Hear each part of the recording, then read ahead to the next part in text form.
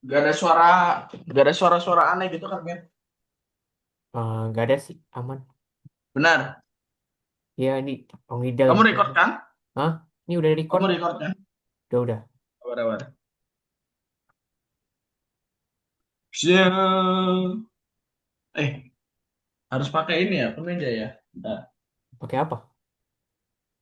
kemeja. Hmm.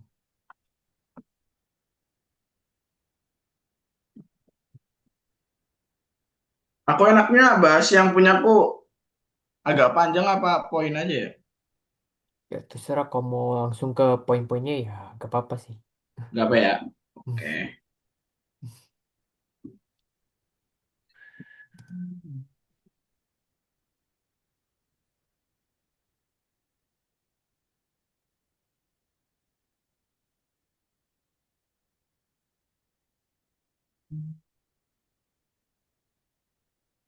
Oke. Oke.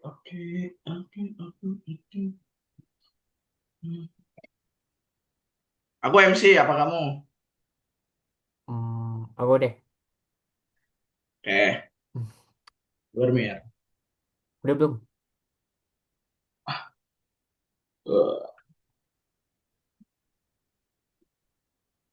Oke, udah. Ya. Yuk. Oke. Baik. Assalamualaikum warahmatullahi wabarakatuh. Kami dari Waalaikumsalam. kami dari kelompok 8 akan mempresentasikan hasil analisis kami mengenai produk asuransi umum syariah, terutama di bidang properti. Sebelumnya anggota kami beranggotakan dua, saya sendiri Mirza dengan NIM akhir 112 dan teman saya. Saya Matalim Robani dengan NIM akhir 196. Oke, di sini kita masuk ke deskripsi produk. Nah, produk yang dianalisis di laporan ini itu produk asuransi yang bernama Takaful Kebakaran Standar. Mana ini produk ini diterbitkan oleh PT Asuransi Takaful Umum. Karena PT ini merupakan termasuk perusahaan asuransi syariah juga. Nah, produk ini termasuk dalam kategori asuransi umum syariah atau general takaful yang secara khusus memberikan perlindungan terhadap risiko kerugian atas aset properti. Nah, berdasarkan dokumen yang kami ambil, produk ini dirancang untuk memberikan perlindungan finansial kepada peserta atas kerugian atau kerusakan harta benda yang disebabkan oleh risiko tertentu, seperti kebakaran, petir, ledakan, kejatuhan pesawat, dan asap. Nah, di sini untuk objek pertanggungan dalam produk ini sendiri itu bersifat luas, mencakup itu yang pertama itu bangunan, di mana itu ada rumah tinggal, ruko, kantor, gudang, dan lain sebagainya. Lalu yang kedua itu ada mesin dan peralatan. Lalu yang ketiga yaitu persediaan barang atau stok. Lalu yang keempat itu perabot dan perlengkapan lainnya. Untuk karakteristik utama produk ini sendiri, untuk periode pertanggungan itu berlaku 1 tahun. Untuk mata uangnya sendiri itu rupiah tentunya. Lalu untuk sistem dari produk ini sendiri, itu kontribusi peserta ke dana itu bersifat kolektif. Nah, untuk akad-akad yang digunakan dalam produk ini sendiri itu ada dua. Itu yang pertama itu akad tabaruh. Nah, di mana akad tabaruh sendiri itu akad hibah yang menjadi dasar operasional asuransi syariah. Nah, di dalam konteks ini peserta di mana dia menyisihkan sebagian kontribusinya ke dalam dana tabaruh, di mana dana tersebut akan digunakan untuk membantu peserta lain yang mengalami musibah. Lalu yang kedua itu akad wakalah bil ujroh. Nah, akad ini mana perusahaan asuransi bertindak sebagai pengelola dana atau wakil yang diberikan kuasa oleh peserta. Nah, sebagai imbalannya, perusahaan memperoleh ujroh atau fee yang telah disepakati. Nah, lanjut ke risiko yang dilindungi.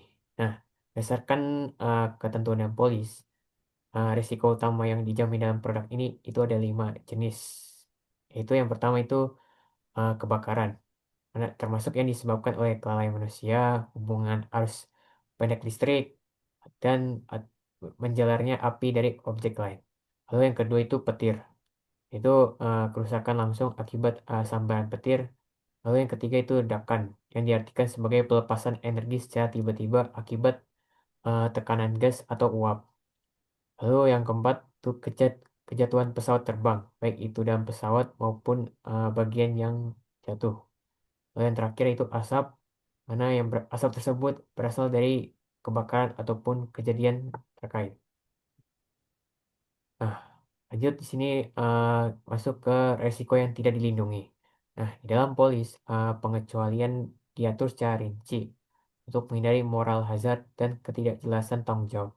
Nah, pengecualian ini itu dibagi jadi tiga. Yang pertama itu pengecualian umum, mana itu ada pencurian setelah kejadian, lalu kesengajaan peserta, lalu kelalaian yang disengaja, lalu kebakaran hutan atau lahan, reaksi nuklir, dan bencana alam seperti gempa dan tsunami.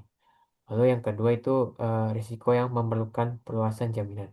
Itu ada kerusuhan dan huru-hara, lalu terorisme dan sabotase, lalu ada banjir, longsor, badai, dan yang terakhir itu tabrakan kendaraan. Lalu yang ketiga ini objek yang tidak dijamin. Itu yang pertama ada kendaraan bermotor, lalu yang kedua perhiasan dan logam mulia, lalu yang ketiga dokumen berharga, dan yang keempat tanah, tanaman, dan hewan. Oke, selanjutnya akan dijelaskan oleh teman saya. Oke, di sini ada metode perhitungan dan pembayaran iuran dan data baru, yaitu ada manfaat asuransi dikali tarif premi. Nah, tarif premi yang dikenakan merujuk pada tabel tarif yang menggunakan ketentuan Otoritas Jasa Keuangan dengan nomor 6/SOJK.05/2017. Nah, di perhitungan persentase tarif rate di sini disesuaikan dengan jenis okupasi atau penggunaan bangunan. Nah, total kontribusi yang dihasilkan dari rumus ini belum termasuk biaya tambahan administratif, yaitu biaya polis dan materai sebesar 40.000. Kemudian ketentuan terkait pembayaran dan pengembalian atau pembatalan polis. Jika asuransi dihentikan sebelum masa periode berakhir atas kesepakatan kedua belah pihak, maka di sini peserta berhak mendapatkan pengembalian kontribusi secara prorata untuk periode asuransi yang belum dijalani. Selanjutnya, pengembalian kontribusi prorata tersebut baru akan diberikan setelah dikurangi dengan ujroh, biaya jasa atau pengelolaan asuransi. Namun apabila peserta sudah pernah mengajukan atau terjadi klaim selama masa perlindungan, maka hak atas pengembalian kontribusi untuk periode yang belum dijalani menjadi hangus. Bisa di next. Oke, selanjutnya di sini ada metode klaim ketika terjadi resiko. Yang pertama yaitu ada tindakan awal atau pasca resiko. Di sini kita harus menjadi penyelamatan dan juga pengamanan objek. Nah, penyelamatannya apa aja? Di sini ada wajib berupaya menyelamatkan harta benda dan menyelamatkan kerugian. Selanjutnya kalau buat pengamanan yaitu mengamankan aset yang masih bernilai atau tersisa. Terus selanjutnya ada kooperatif, yaitu membantu pihak pengelolaan asuransi dalam proses investigasi di lapangan. Selanjutnya peringatan, yaitu hak klaim dapat hangus jika peserta sengaja membiarkan kerusakan tanpa upaya penyelamatan. Selanjutnya yang kedua yaitu timeline pelaporan dan klaim. Di dalamnya ada batas waktu yang wajib dipatuhi, yaitu yang pertama laporan awal. Nah, segera atau instan setelah kejadian, bisa via telepon atau via website atau via aplikasi. Terus selanjutnya nomor dua yaitu keterangan tertulis maksimal 7 hari. Isinya yaitu penjelasan detail mengenai kronologi, penyebab, dan daftar kerusakan. Yang ketiga ada tuntutan klaim yaitu maksimal 12 bulan dan isinya yaitu batas akhir pengajuan nominal ganti rugi secara resmi. Bisa di next.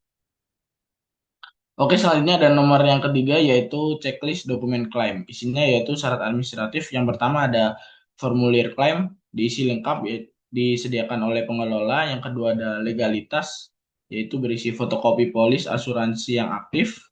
Yang ketiga ada bukti otoritas yaitu berisi berita acara atau surat keterangan dari kepolisian atau kelurahan setempat. Selanjutnya yang keempat ada laporan detail yang berisi deskripsi penyebab atau bukti fisik kerusakan. Selanjutnya yang kelima ada bukti pendukung yang berisi foto kejadian atau dokumen relevan lainnya. Selanjutnya ada nomor 4 yaitu penyelesaian pembayaran yang berisi kepastian jangka waktu. Yang pertama ada verifikasi, di mana pengelola memeriksa kelengkapan dokumen dan menyepakati nilai satuan. Selanjutnya ada pencairan dana, yaitu pembayaran klaim wajib diselesaikan maksimal 30 hari kalender setelah kesepakatan tertulis ditandatangani. Bisa di next.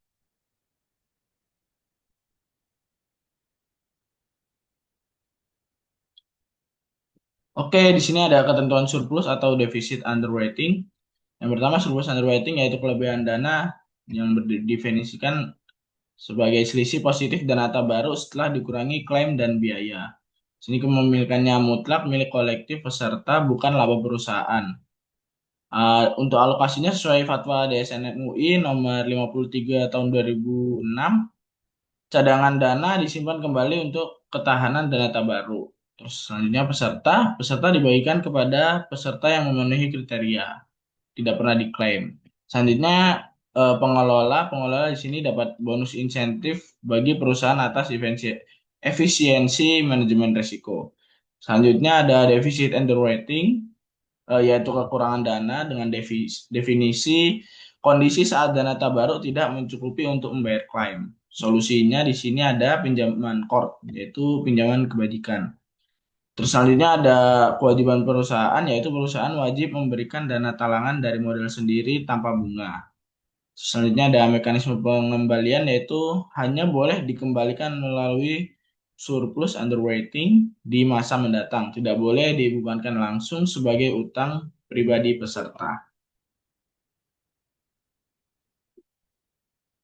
Nah, selanjutnya ini untuk lampiran sebagai bukti, khususnya kita mengambil um, analisis produk tersebut dari dokumen yang tertera, gitu. Nah, selanjutnya itu dari analisis tersebut dapat kita simpulkan bahwa produk takaful kebakaran standar ini merupakan salah satu implementasi asuransi syariah di sektor properti, yang dimana ini telah memenuhi prinsip dasar syariah, yaitu keadilan, transparansi, dan tolong menolong. Nah, secara substansi produk ini memiliki kesamaan dengan asuransi kebakaran konvensional dalam hal cakupan resiko dan teknis operasional.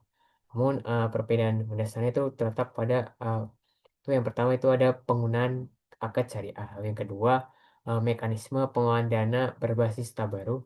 Lalu yang ketiga ada sistem surplus underwriting. Nah, meskipun demikian terdapat beberapa aspek yang masih perlu ditingkatkan, khususnya terkait transparansi pengelolaan dana dan distribusi surplus underwriting. Oke, sekian dari presentasi dari kelompok kami. Apabila ada salah, mungkin bisa dimaafkan. Akhirul kalam. Wassalamualaikum warahmatullahi wabarakatuh.